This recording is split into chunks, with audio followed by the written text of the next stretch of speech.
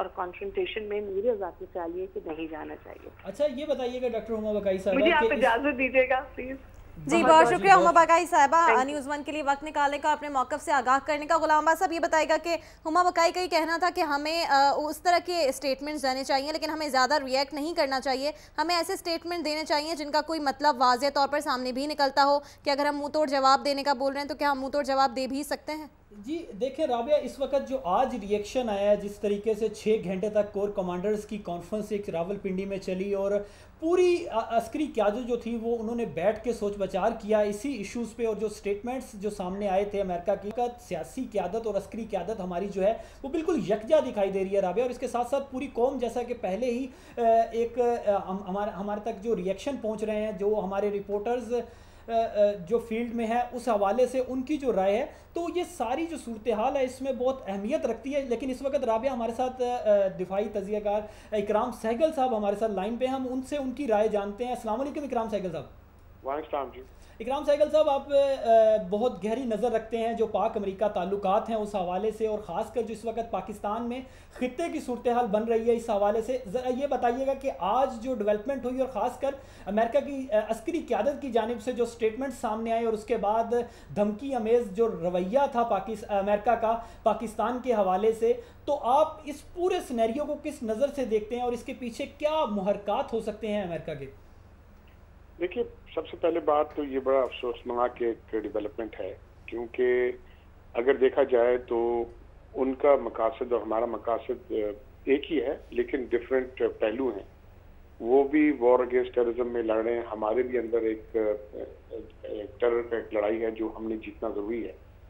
लेकिन बात यह है कि अमेरिका को ये ख्याल जरूर करना चाहिए कि वो यहाँ से 10,000 माइल दूर हैं, और जब वो यहाँ से छोड़ के चले जाएंगे हमने इस इलाके में रहना है, और हमने इस इलाके में रह के हमने अपने लोगों के साथ हमने जीना बसना हमारा है। पहले भी अमेरिका इस तरह 20 साल पहले भी छोड़ के चला गया था, तो हमने 10 साल उनके बगैर गुजार लिया। बात यह है कि अमेरिका एक बहुत बड़ा एक पावर है, उनको हम बोलते ना कि इस तरह हम नज़रअंदाज नहीं कर सकते, लेकिन एट द सेम टाइम ये हमारी गवर्नमेंट की एक बोलते कि बड़ी सीरियस फेलिंग है कि उनने ये बार बार जो फेल सेफ लाइन था उनको क्रॉस करने दिया, और क्रॉस करने इस तरह दिया कि वो आज उन्हें जो स्टेटमेंट जो कल दादा उन्होंने स्टेटमेंट की है ISI के बारे, तो ये तो कोई भी बर्दाश्त नहीं कर सकता, क्योंकि इसके बाद इसकी पहलू यही है कि कल को वो डिक्लेयर कर देंगे कि ISI टेररिस्ट ऑर्गेनाइजेशन है, और फिर उसके बाद पाकिस्तान आर्मी भी क्योंकि लिंकेज है तो वो भी टेररिस्ट ऑर्गेनाइजेशन है। तो आप सोचें कि एक एलाई हमारा जो हमारे साथ जंग में मुलविस है, जो हमारे जंग में हमारे साथ शमूलियत है, और जिसको पता है कि हमारी अपनी सैक्रिफाइसेस उनसे बहुत गुना ज्यादा है। देखिए उनकी सिविलियन कैजुअल्टीज 9/11 में कितने हुए थे, 3,500, उसके अंदर हमारी अभी तक 35,000 सिविलियन कैजुअल्टीज हैं, और अगर आप मिलिट्री कैजुअल्टी दे लें तो वो भी कोएलिशन फोर्सेस से 10 गुना ज्यादा ही है। तो ये सब मिला मिलू के आपको एक ठोस कदम लेना पड़ेगा। आप इसको ये नहीं कर सकते कि इसको भी रेमंड डेविस की तरह और एबटाबाद इंसिडेंट की तरह आपने साइड लाइन कर दिया और बड़ी लंबी स्टेटमेंट दे दी असेंबली में, और उनको कोई पब्लिकली कुछ और बोला, प्राइवेटली वो जो कुछ कहते हैं वो मान गए। और पर्टिकुलरली इस वक्त क्योंकि आप जो मिलिट्री की आदत है और लोगों ने सेक्रीफाइस ग्राउंड में दिए, जिन लोगों ने अपनी जान कुर्बानी दी है इस मुल्क के लिए इस जंग में लास्ट 2 साल से शुरुआत में, वो आप सोचिए क्या सोचते होंगे कि जी इस कुर्बानी के बाद भी हमें ये बुला रहे, हमें इस तरह कर रहे।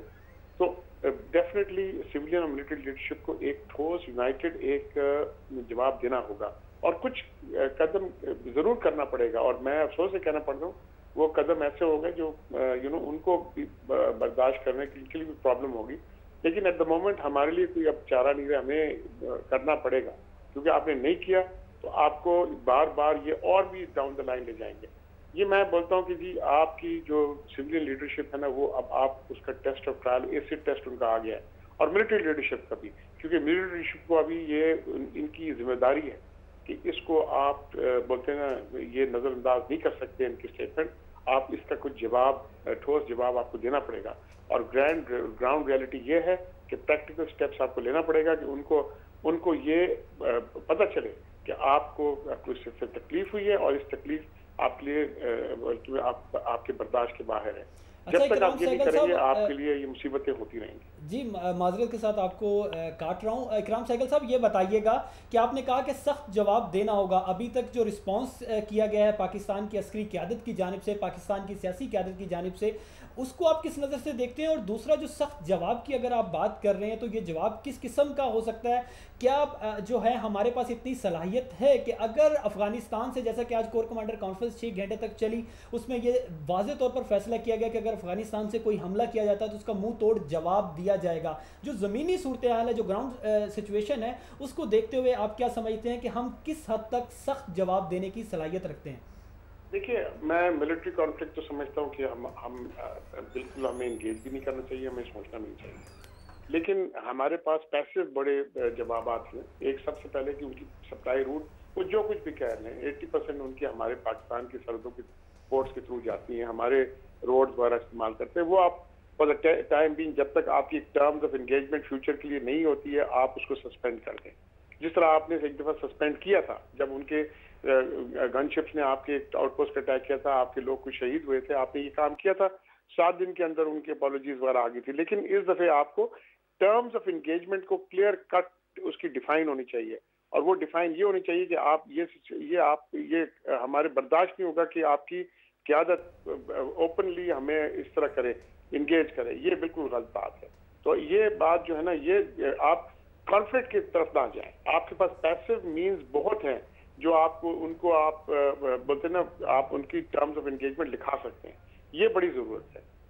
अच्छा इकराम सहगल साहब, ये बताइएगा, अभी आपने फरमाया कि मकासद एक ही हैं दोनों के, फिर क्या वजह है कि मकासद एक हैं? पाकिस्तान 35,000 अपने शहरियों की, अपनी फ़ौजियों की कुर्बानी दे चुका है, लेकिन इसके बावजूद जो है अमेरिका की जानिब से जब ऐसा लम्हात आते हैं कि पाकिस्तान और अमेरिका बहुत करीब होते हैं, और जैसे 2 मई का वाक़या हुआ, उसामा बिन लादेन के हलाकत के बाद का एक सिनेरियो बना, उसके बाद भी एक तलखी देखने में आई। अब दोबारा जब करीब होने लगे तो फिर ऐसे बयान अमेरिका की से सामने आ गए। अमेरिका को इस बात का एहसास कब होगा कि पाकिस्तान जो है वो इसका दहशतगर्दी के खिलाफ जंग में अहम न सिर्फ इत्तेहादी है, बल्कि वो 35,000 जानों की कुर्बानी दे चुका है इस जंग में। और जैसा कि आपने अभी फरमाया कि पाकिस्तान ने यहाँ पे रहना है, अमेरिका ने यहाँ पे नहीं रहना, और अमेरिका यहाँ से चला जाएगा, तो ये एहसास किस तरीके से होगा अमेरिका को और कब होगा? मैं जी, आपकी बड़ी अच्छी सवाल है और मैं इसको थोड़ा सा क्लैरिफिकेशन दे दूं। मकासद हमारे ये टैक्टिकल मकासद हमारे दोनों एक है, वॉर अगेंस्ट टेररिज्म की। लेकिन आगे जो स्ट्रेटेजिक मकासद है, अमेरिका की एक वर्ल्ड की एक वो प्लेटफॉर्म है, उनकी